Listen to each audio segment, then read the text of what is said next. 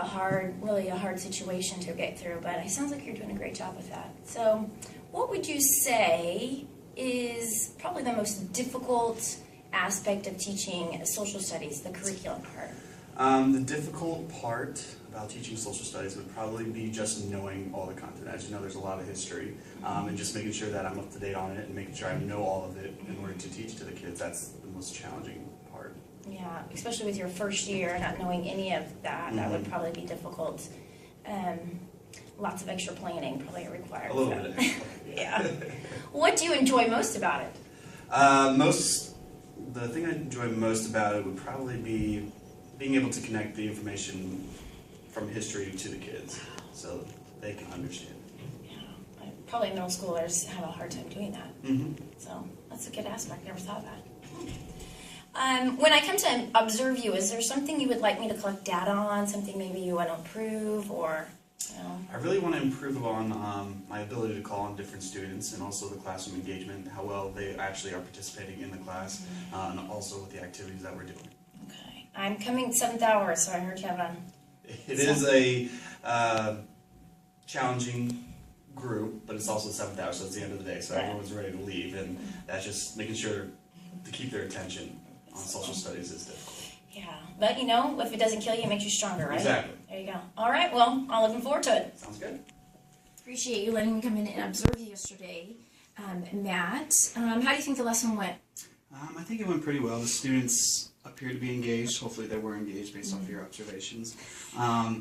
I have been working on getting more students involved and deciding how to actually go about that. It's been a little challenging, but still working on it. You made it sound like when before I was going to go in, those kids were going to be heathens, and they weren't. I think you were. It might have been a little different with another person in the room, especially another teacher. So that probably helped or factored into it. So I was definitely glad with you being in there. Oh, well, anytime. What I noticed was when they were taking notes, all of them, you must do that a lot, because they knew exactly what to do. They were all, and I looked around and everyone was writing. There wasn't anyone who wasn't writing. But the only thing I did notice that when I was watching them watch CNN News, which I found very interesting, some of the students looked like it was painful for them to watch. Like I saw one kid, he's laying down on his desk and like that. Do they have to take notes or anything? Just curious. No, I haven't started doing the notes, but I asked them not to work on any other assignments, and as long as they're paying attention, then we'll watch CNN Student News. You know, it's a lot of great information. Yes. I just thought that something that I found so exciting, I guess in the back of my mind, I was already thinking, like, how could you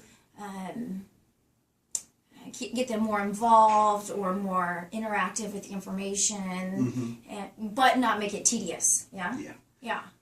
Well, it was a short weekend. Usually we have a daily geography question that's always up there, and they have to write that down and then answer that. And then while they're answering that, that's when I start playing CNN Student News. So that's kind of where it was, but since it was a kind of short week, then we weren't able to do that.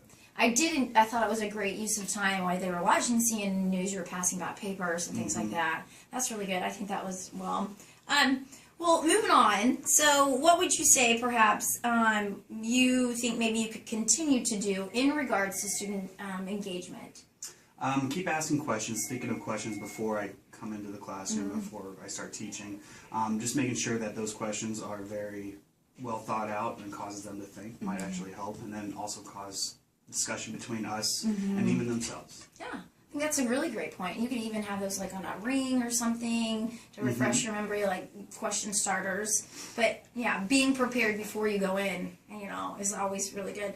Well, I think that would be something that you could easily get more data on as well. Yeah. Well, thank you, and you did a great job. Thank you.